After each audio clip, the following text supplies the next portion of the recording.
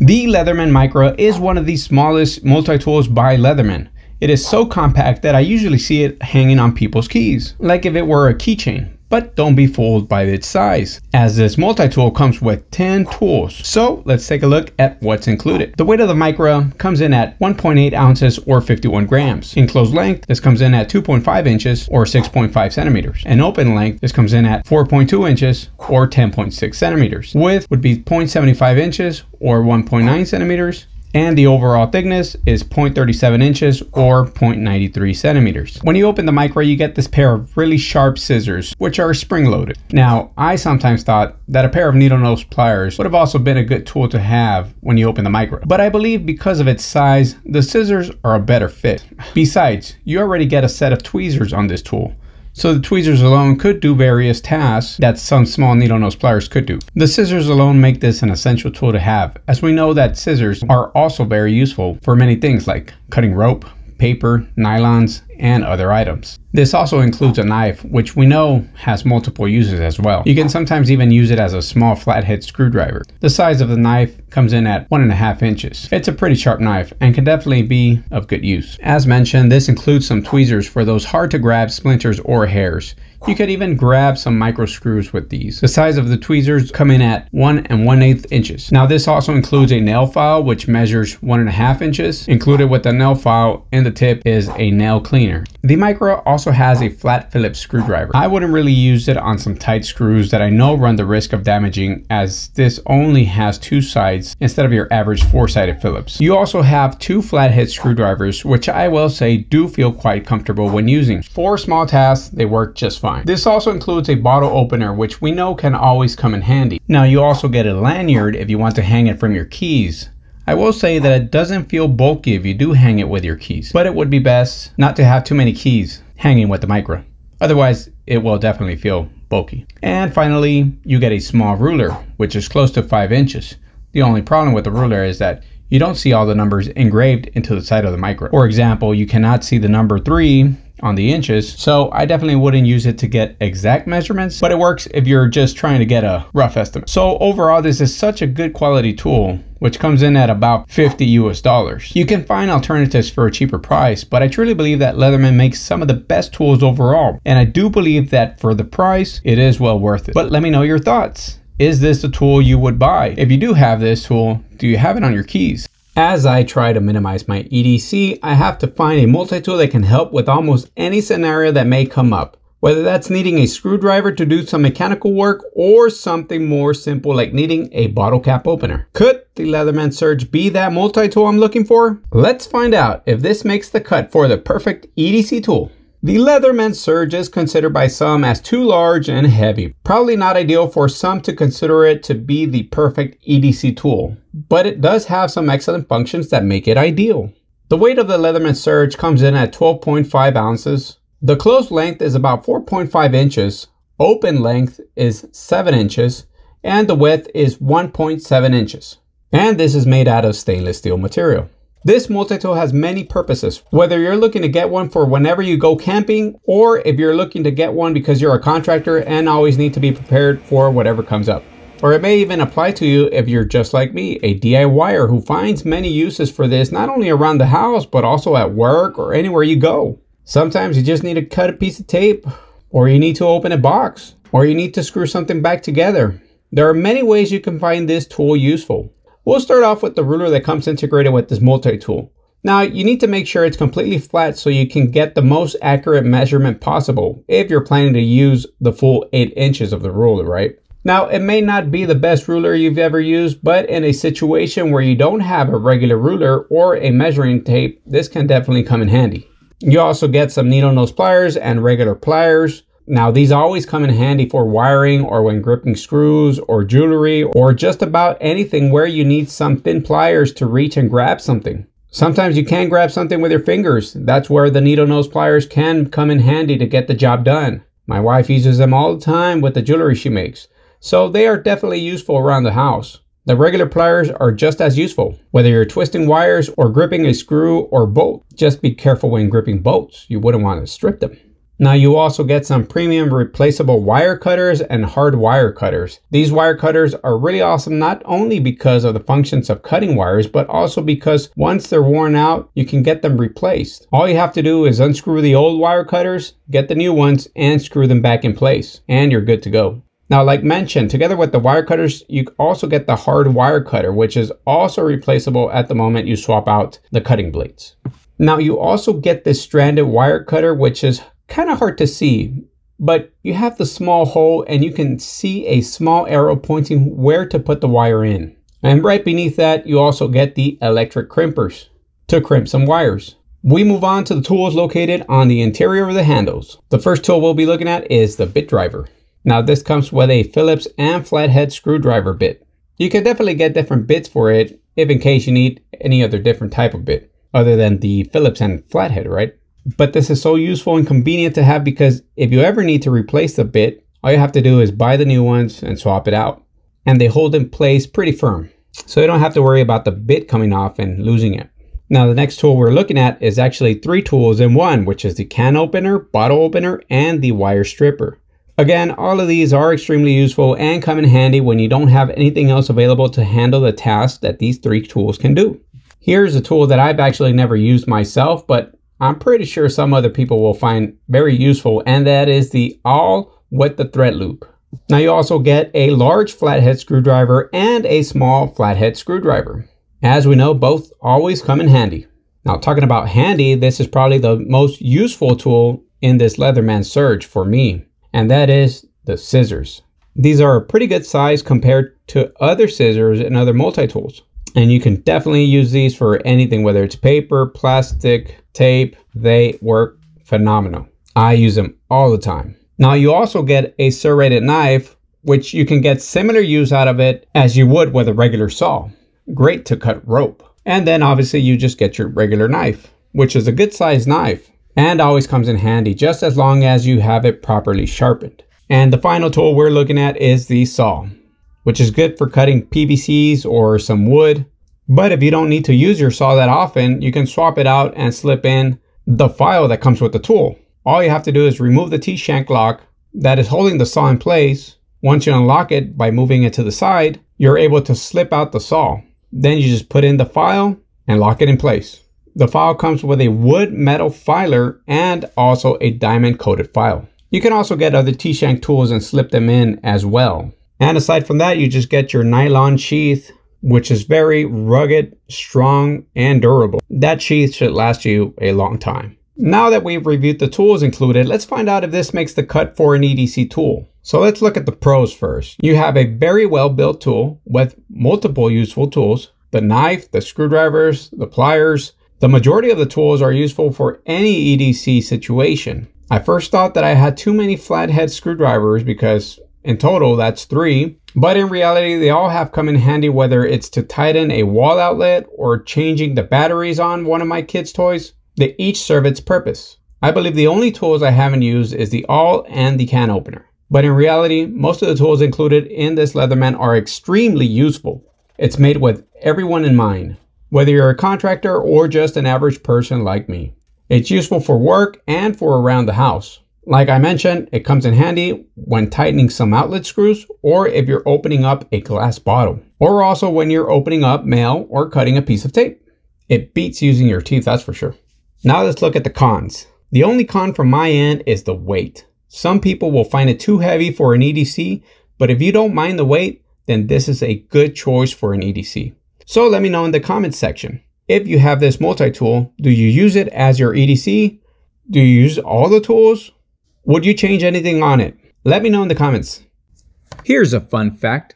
Some of the oldest tools used by our ancient human relatives are known as the Aldewan tools, which date as far back as 2.5 million years ago. This consisted of a stone used to chip or flake another stone to give it a sharp edge shape for cutting and slicing. There were also others that were used as hammerstones. Fast forward 2.5 million years later, and here we are with a more modern tool. In this case, it's the Super Tool 200. Now, the Super Tool 200 was released back in 2001. This tool itself has already gone down into history, as well as it is no longer being produced. It was retired back in 2005, only 4 years after its release date. Even though it's been retired, many people still use it as their daily EDC. And for obvious reasons, as this is a well-built multi-tool that can be used by the vast majority to accomplish many tasks such as electrical, mechanical, or it can also be used while doing leisure activities like gardening or camping. Tools in the past were used for survival, and even in the present, that is still true. That's why it is important, in my opinion, to own tools or multi-tools like the Super Tool 200. We as human beings need tools like this to survive. All the one tools were made of stone. This tool is made of stainless steel. But would a multi-tool like this be a great option for our ancestors? Now let's take a look at the tools included. But most importantly, let's take a look at some of the useful tips and tricks that would make our human ancestors wish they had one of these instead. The Super Tool 200 comes with 18 tools. This also includes a lanyard, which can also be used as a tool to bend wires or thin nails. So this can technically be considered as tool number 19. If you can find a use for it, you can consider it a tool. That's what our ancestors did with rocks, right?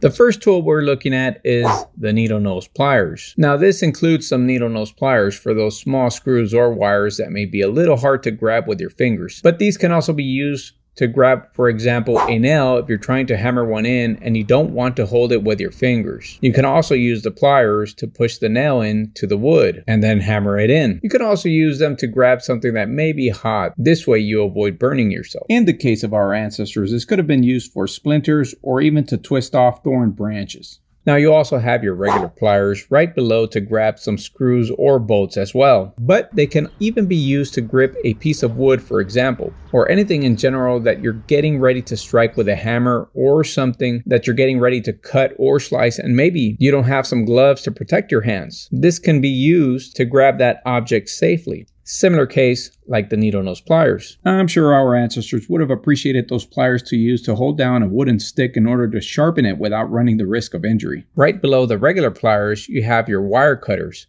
which can come in handy not just to cut wires, but even to cut some small twigs, especially if these may have some thorns or something that is preventing you from just breaking them off with your hands. You just want to make sure they're not too thick. Otherwise, it'll give you a hard time to cut them off. And right below that, you have your hard wire cutters, which I would mainly just use to cut wires. On the bottom part of the pliers, you have your electrical crimpers, which are always of good use, especially if you work with electrical wires and you find yourself often crimping. Next, you have your wire strippers, which may not be the ideal ones if you're an electrician, but when you don't have anything else on hand, these will work just fine.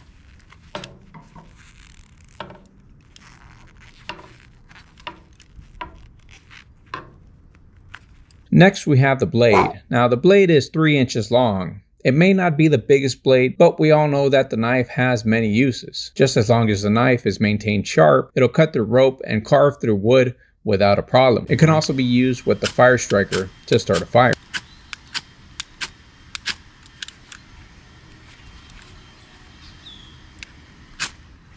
Next, we have the serrated knife. Some people believe that maybe the serrated knife should not be included in some multi-tools, but in my opinion, it's a good addition as the serrated blade comes in handy to cut rope or branches as well. I believe that sometimes it is a better choice over the regular knife, to be honest. Plus, it's always better to have 2 knives instead of 1. Now, obviously the serrated knife will not cut through thick branches the way the saw does, but it could definitely cut through smaller branches, like if it were a saw.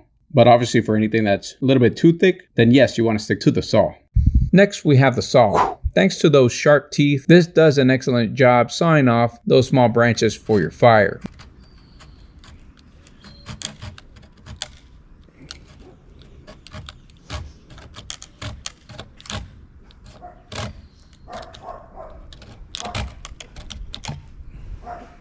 The saw also measures 3 inches. This also works really well with the fire striker to start a fire.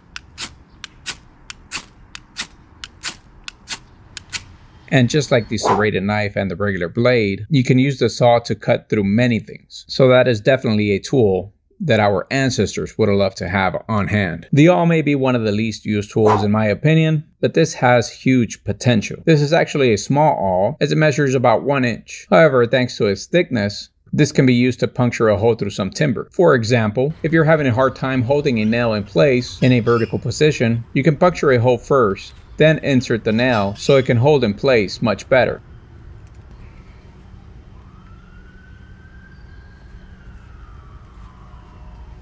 You can also use it to puncture a hole all the way through the timber if that is your intended purpose.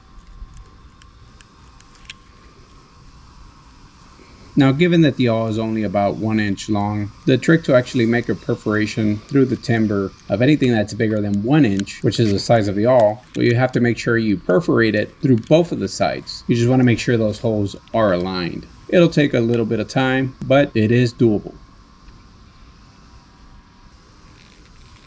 And as always, when trying to puncture the timber, you want to be wearing some gloves to minimize the risk of hurting yourself in case of a slip-up.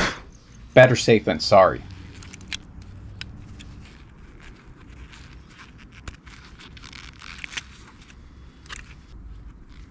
Next, you have the ruler, which in my opinion may not be so useful, but when you don't have anything else to measure, this will get the job done. That is, of course, if you're measuring something that may be small in size. You just have to make sure that the bottoms meet together in order to get a more accurate measurement. Next, we have the can opener, which can always be used for multiple purposes, not just to open canned food, but it can also be used with a fire striker to start a fire, or it can also be used to lift objects thanks to its hook design.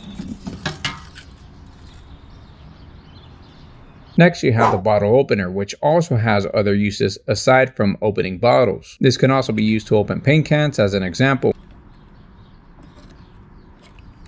Now, you just want to make sure that as you're prying it open, you want to go around the can so you won't put too much pressure on the tool and end up breaking it or damaging it.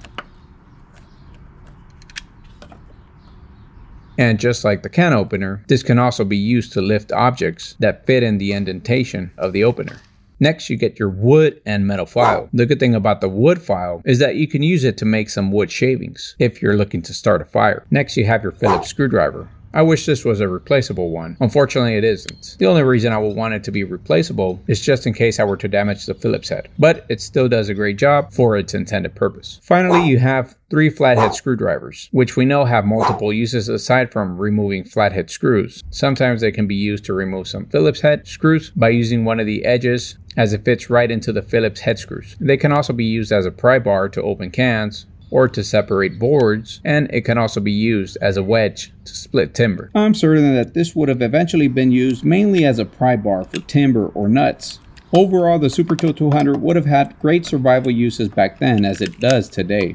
I'm not sure though how long it would have taken them to figure out how to even open and use the tools, let alone how to use the locking mechanism, as that alone is a challenge for some even now. It's a good thing that it's been improved and we now have better versions of it. So is the Super Tool 200 still an ideal tool to have 2.5 million years ago? I believe it would have been just like the iPhone of our time. And who knows, maybe if our ancestors would have had this tool back then, maybe we would have been far more advanced right now. But let me know, what do you think? Would our ancestors have found this tool very useful? What other uses do you think they would have had for it? How long before they would have figured out how to use it? 1 year, 1,000 years, or even longer? What do you think? If you watched until this part of the video, I'd like to thank you for your time. I try to make these videos for entertainment, to show not only what's included with the tool, but also what can be done with the tools, as I believe tools are very important for our development as human beings. Anyways, that's all I have for y'all today. Please don't forget to like the video and subscribe to the channel if you found this entertaining. Thank you for your time, have yourself a great day, and I'll see you in the next video.